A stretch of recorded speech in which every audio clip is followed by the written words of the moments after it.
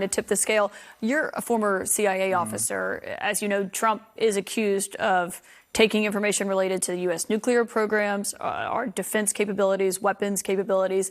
If what is alleged is true, do you think he betrayed the nation? 100% he did. And to me, it's absolutely outrageous that he knew what he had in those documents. He knew the level of sensitivity, the fact, and yes, you are innocent until proven guilty. But if those allegations are true, it is slapping the men and women who put themselves in harm's way every single night in order to keep us safe. It's a slap in their face, because the leader of the free world should be willing to protect those secrets, because if they got in the wrong hands, people lives would be lost. And what we still haven't heard from Donald Trump is why. Well, he said the other night, I had T-shirts and shoes in those boxes, right? That's outrageous.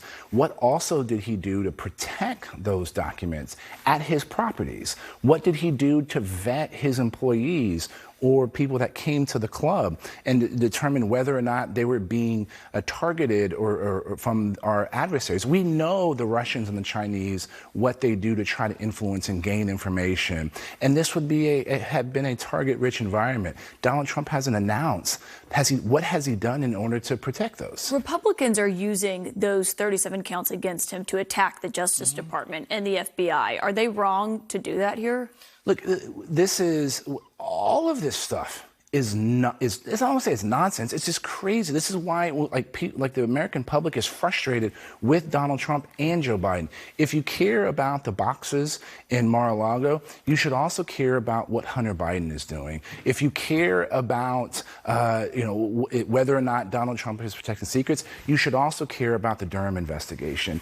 And this is the frustration that the American people have. And this is why a majority of Americans do not want either Joe Biden or Donald Trump. You acknowledge there's differences in the Hunter Biden stuff. You can say he did something wrong, but you can acknowledge the difference in that and holding on to nuclear information in Mar-a-Lago. Of course.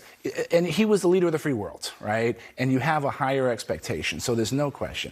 But also in this time, what I would like DOJ to do is show a level of transparency, because there is an erosion of trust between the American people and many of our institutions. And when you have something like this, I think we need to see a higher level of transparency to meet this. But let me be clear.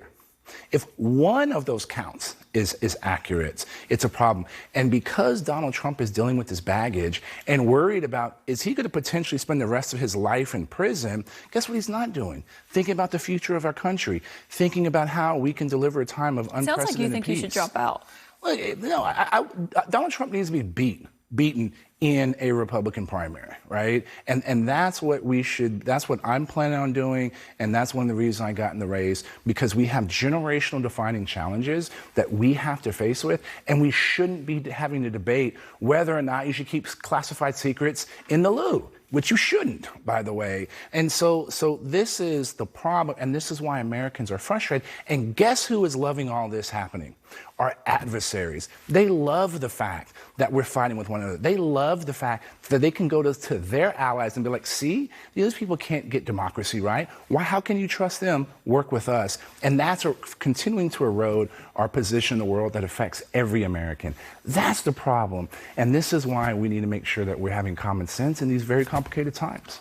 Will Hurd, newest GOP presidential candidate. We're going to spend a lot of time talking to you coming up, I imagine. And you'll be spending a lot of time in New Hampshire and Iowa. But thank you for joining us here in studio tonight. Thank you. Thank you.